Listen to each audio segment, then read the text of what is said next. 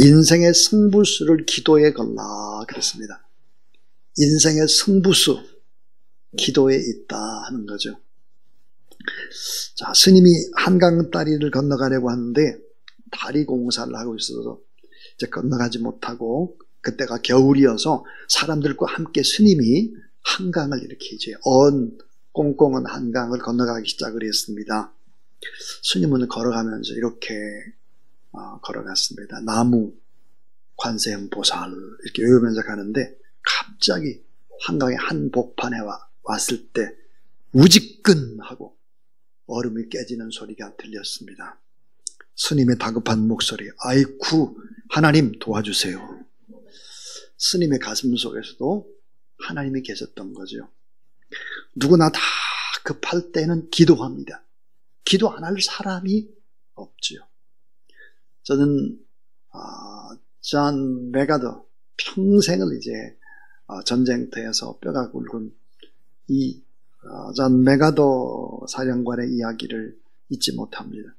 나는 총알, 대포 빗발치는 전쟁터에서 무신론자를 단 한 사람도 본 적이 없다. 모두 다 기도하더라는 거예요. 모두 다 그렇습니다. 어떤 사람이 평생 기도를 하지 않았는데 깊은 산속을 지나가다가 호랑이를 만났습니다. 아이고 하나님 저 좀 살려주세요. 이러고 기도를 했습니다. 혼비백산에서. 자, 무릎 꿇고 간절히 기도를 하고 그야말로 땀방울이 핏방울이 되도록 기도를 했대요. 한참 기도가 나니까 호랑이 소리가 안 들렸어요. 그래가지고 눈을 떴더니 호랑이도 이 앞발 두 개를 모으고 기도를 하는 거예요. 그래서 호랑이에게 이렇게 물어봤다고 그래요. 야, 나는 날 좀 살려달라고 기도했는데 호랑이는 무슨 기도를 하냐? 이렇게 물어봤더니 호랑이가 대답하기를 일용할 양식 주신 것을 감사합니다. 어쨌든 다급하면 다 기도합니다. 다급하면. 잠언 16장 9절에 보니까 사람이 마음으로 자기의 길을 계획할지라도 그 걸음걸음을 인도하는 자는 여호와 하나님이다 그랬습니다. 자, 나라는 생명을 이 땅에 있게 하심도 우리 하나님이시고, 내가 부모를 만나고 사람들을 만나고 이 만남의 축복을 허락하신 것도 하나님이시고, 인생의 열매를 맺게 하시는 분도 하나님, 내 인생을 마감하시는 분도 여호와 우리 하나님. 그러니까 우리는 모두 다 하나님의 도움 없이는 살아갈 수 없는 존재들인 것이죠. 이 세상에는 여러 종류의 힘이 존재합니다. 힘. 그 가운데 중력이 있죠. 중력. 예를 들어서 중력이 없다면 우리는 이 세상에서 단 한 시간도 발을 붙이고 살아날 수 없어요. 붕붕 떠다니죠. 무중력 상태, 달나라 이런 데 별나라 다 떠다닙니다. 중력 때문이죠. 근데 또 하나의 힘, 여러 가지 힘이 있지만 지도력이 있습니다. 지도력. 훌륭한 리더는 이 지도력을 가지고 수천 수만의 사람들을 태평성대로 인도합니다. 그런데 세상의 힘은 여기까지입니다. 중력도 대기권을 지나면 힘을 쓸 수가 없습니다. 자, 세상을 바꾸는 지도력도 가는 세월을 이기지 못하죠. 다 한계가 있습니다. 그런데 이 세상에 어떤 힘도 시공을 초월할 수가 없는데 이 시공을 초월하는 힘이 있습니다. 우리 인생사 그 한계를 초월하는 힘, 우주의 역사까지도 다 바꿔놓을 수 있는 진정한 힘, 이 힘을 믿고 기도하는 분이 딱 한 분이 계셨습니다. 그분 누구셨을까? 예수 그리스도이십니다. 기도의 힘을 잘 알고 계신 그분은 하나님의 아들 메시아 예수 그리스도였습니다. 거대한 죄의 중력으로 지옥문을 향해 급락하던 이 세상을 일순간 역전시켰던 십자가의 사건 이면에는 예수님의 땀과 피와 눈물의 기도가 있었습니다. 하나님의 아들이 기도했다 하는 것입니다. 자, 그분은 40일을 금식으로 기도를 시작했고, 자, 십자가상에서 맨 마지막 7마디 가상칠언이라고 하는데, 가상칠언 자체가 기도입니다. 기도로 시작하고 기도로 삶을 마치신 것이죠. 결정적인 사역이 뭘까? 기도였고, 인생의 족쇄를 푸는 것도 기도였다 하는 것이죠. 그래서 마가복음 9장 27절에 예수님께서 이렇게 말씀을 하셨습니다. 기도 외에는 이 같은 유가 나갈 수 없느니라. 기도. 저희 교회가 늘 지금까지 이제 32년이라는 시간 동안 보내오면서 늘 되뇌이고 1000시간의 기도를 30년째 하고 있습니다. 그 핵심 주제가 뭘까요? 기도에 성공해야 모든 것에 성공한다 입니다. 인생의 승부수를 기도에 걸지 않으면 안 된다 하는 것입니다. 예수님께서 사역의 초기에 이런 말씀을 하셨습니다. 산상수훈 설교를 하실 때 구하기 전에 너희들에게 꼭 필요한 것, 있어야 될 것을 이미 다 알고 있다. 이미 다 알고 있다 그랬습니다. 이미 다. 근데 예수님께서 마지막 설교, 십자가를 지시기 전에 마지막 설교를 하셨죠.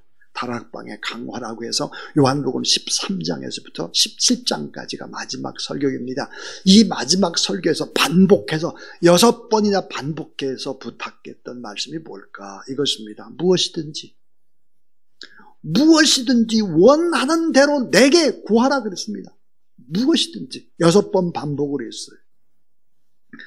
그러므로 내가 너에게 말하노니 무엇이든지 기도하고 구하는 것은 다 받은 줄로 믿으라 그랬습니다. 이미 다 알고 있어요. 뭐가 우리에게 필요한지 다 알고 있는데 기도할 때까지 기다리시는 거예요. 왜? 기도하지 않으면 안 주겠다는 거예요. 왜? 기도를 해야 눈으로 보이는 현상도 기적이 일어나지만 보이지 않는 나의 마음과 나의 생각, 내면 세계를 바꿀 수 있기 때문에 기도를 그렇게 간절히 부탁을 했던 것입니다. 사랑하는 여러분, 사도행전의 기적이 무엇일까요? 부르짖음의 기도입니다. 기도. 요즘의 시대에 기도만큼 다급한 일이 없을 것 같아요. 기도. 성경은 기도를 쉬는 것이 죄다 그랬습니다. 왜? 기도하면 다 하나님이 하실 텐데 기도하지 않으면 어때요? 모두 다 내가 감당해야 돼요. 이 일도 저 일도 이 무거운 짐도 질병도 고난도 내가 다 담당을 해야 되는데 이걸 다 하나님 앞에 기도하게 되면 그때부터는 그 일은 하나님이 역사하는 하나님의 일이 된다는 사실을 믿으시기를 바랍니다. 기도란 뭘까요? 여러분이 잘 아는 얘기 하려고 하는데 다시 한번 생각을 해보세요. 다시 한번. 기도란 뭘까? 이것입니다. 따라하세요. 기도는 열매를 맺는 진액입니다. 예. 기도는 열매를 맺는 진액이다. 기도해야 열매가 있다 하는 거예요. 돈이 없는 것이 문제가 아닙니다. 능력이 내게 없는 것이 문제가 아닙니다. 환경이 어렵다, 힘들다, 이게 문제가 아닙니다. 안 어려울 때가 없었습니다. 계속해서 우리 인생은 어렵습니다. 문제는 뭐예요? 기도가 있느냐 하는 거예요. 자, 요한복음 15장 1절 내가 참 포도나무고 내 아버지는 농부다. 그리고 너희는 가지다 그랬습니다. 가지가 예수 그리스도 안에 붙어있고 그 말씀을 믿고 기도하게 되면 모든 것들은 다 하나님이 응답하시고 하나님이 주신다. 이 사실을 믿고 나가라 그랬습니다. 자, 나무의 진액과 같은 것이 기도다. 요한복음 14장 13절 14절 너희가 내 이름으로 무엇을 구하든 내가 시행하리. 이는 아버지로 하여금 아들이 나의 영광을 얻으시게 하려 함이라. 내 이름으로 무엇인지 내게 구하면 내가 시행하리라 그랬습니다. 정말 믿겨지지 않는, 도저히 믿을 수가 없었던, 전 대학을 다닐 때 야, 어떻게 이게 가능할까? 그렇게 의심을 가졌던 성경 구절이 있습니다. 그게 뭘까? 요한복음 14장 12절입니다. 나보다 더 큰 일을 할 수 있다. 나보다, 예수님보다 더 큰 일을 할 수 있다는 거예요. 이게 잘 믿어지지 않았습니다. 그런데 성경을 공부하고 나서 사역을 하면서 이 말씀이 진리구나 이런 것들 깨닫기 시작을 했습니다. 왜 그럴까요? 예수님이 나의 죄 때문에 십자가에 못 박혀 돌아가시고 부활하시고 승천하셔서 지금 하나님 보좌 우편에서 나를 위해서, 우리를 위해서 지금 중보 기도하고 계시기 때문에 우리가 기도를 하게 되면 더 큰 일도 가능하다. 예수님 당시에 여러분 5대양 6대주에 이 복음이 이렇게 편만히 증거되지 못했습니다. 지금은 어때요? 인터넷을 통해서 무슨 방법을 통해서든지 간에 복음이 증거될 수 있는 것이거든요.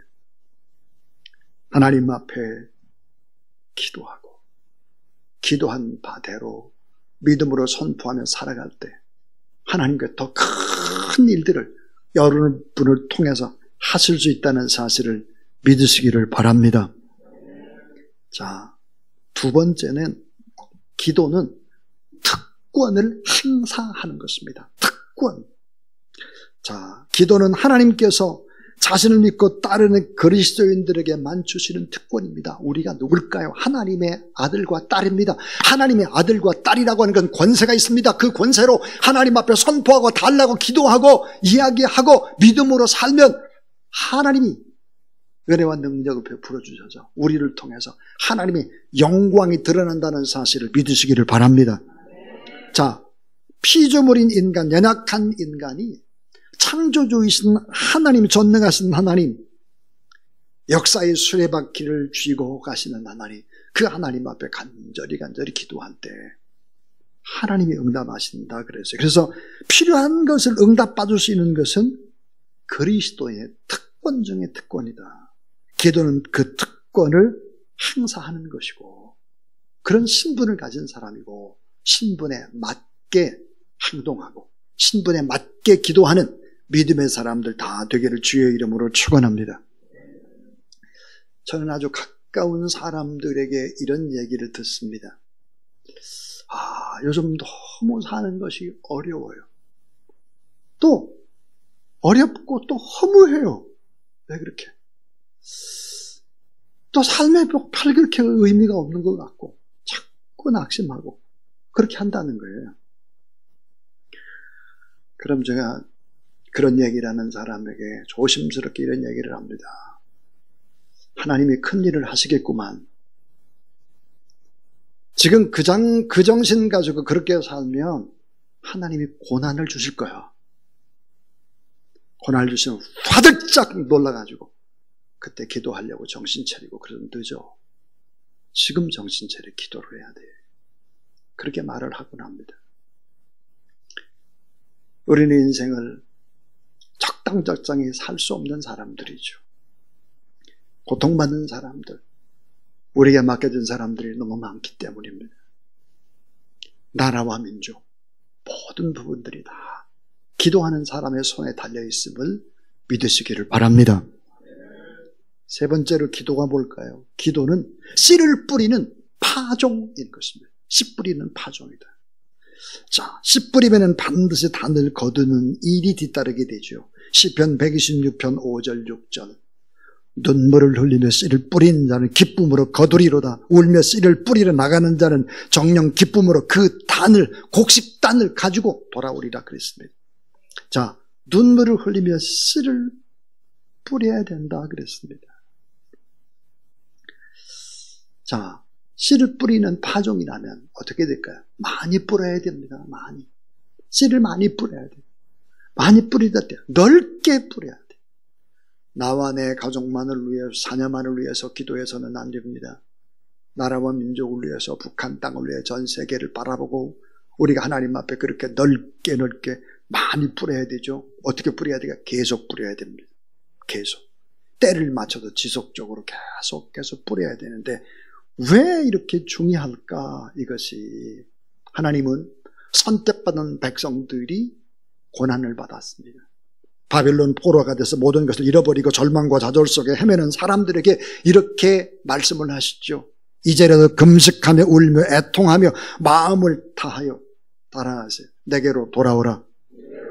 이 말은 뭐예요? 눈물로 하나님 앞에 간절히 기도하고 하나님을 의지하며 하나님께서 그 고통과 모든 부분의 문제를 해결해 주겠다라고 하는 거죠.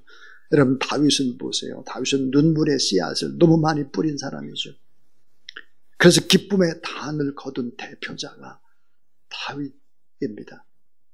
시편 6편 6절에 보니까 밤마다 눈물로 내 침상을 띄운다 그랬어요.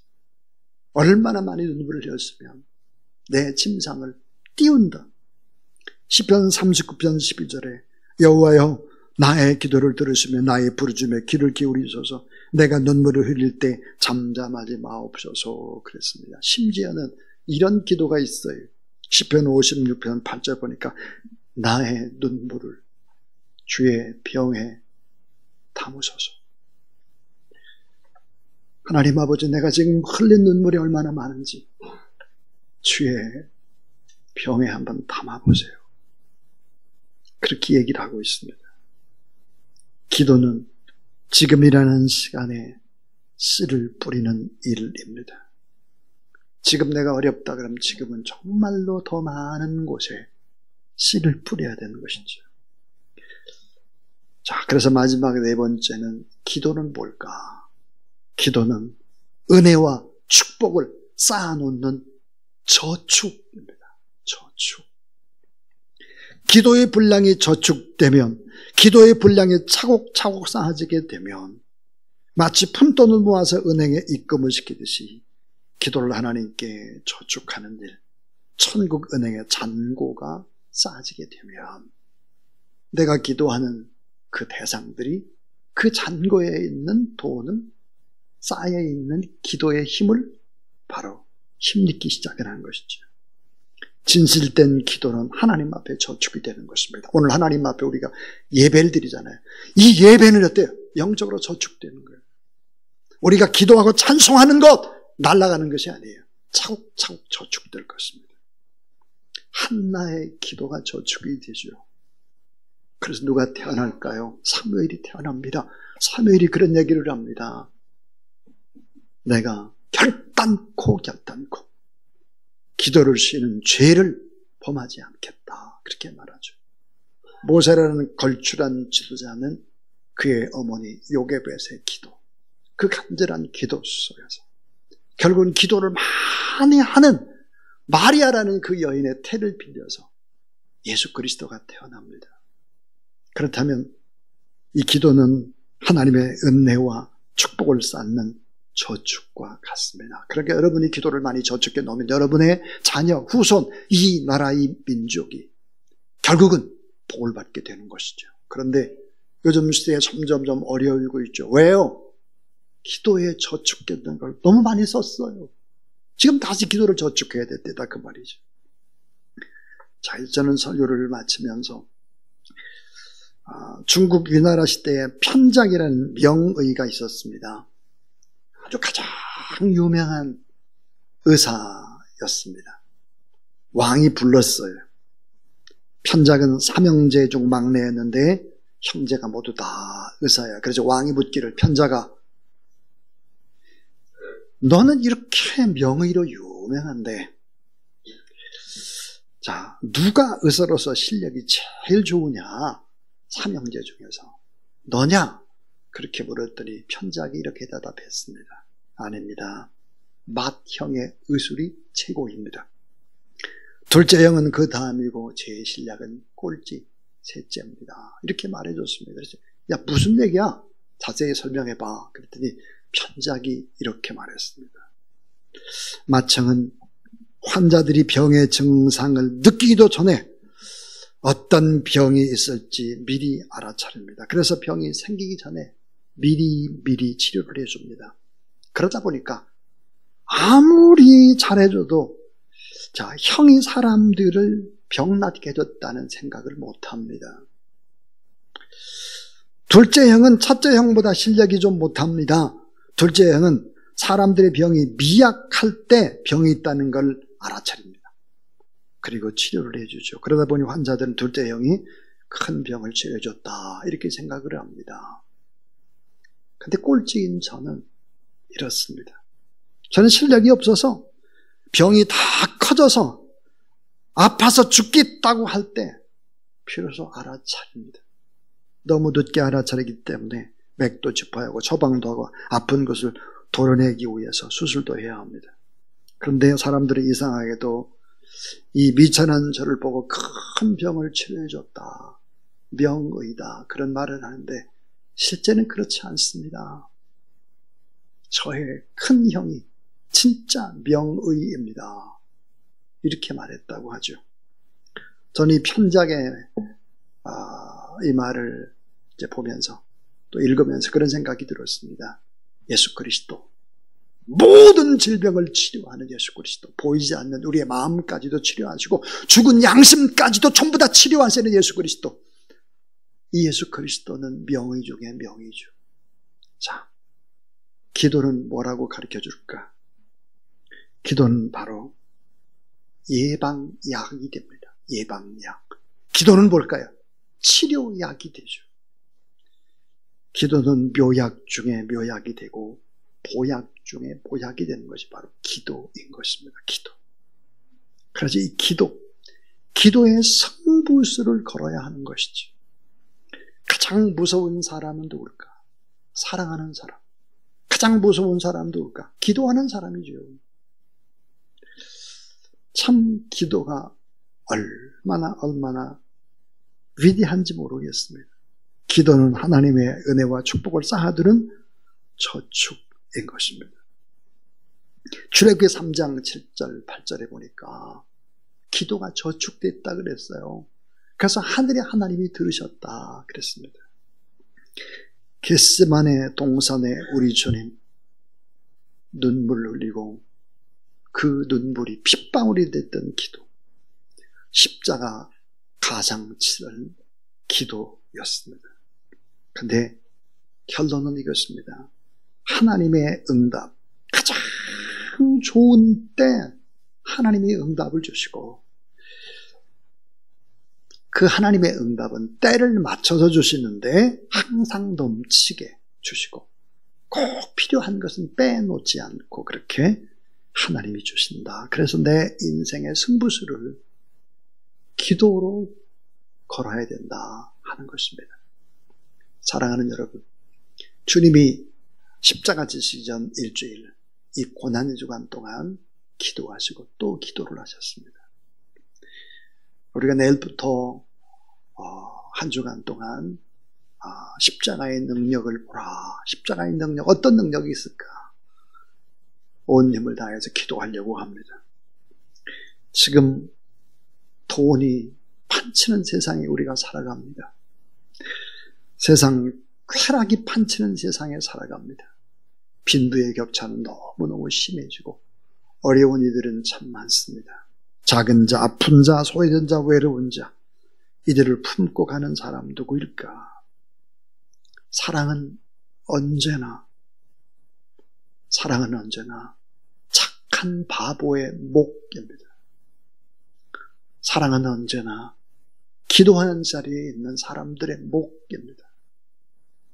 사랑하는 여러분, 오늘 우리는 세상을 바라보며 낙심하고 절망만 하지 말고 하나님 앞에 인생의 승부수를 기도로 띄우며 믿음으로 나가는, 결단하는 그런 여러분 되길 주의 이름으로 축원합니다.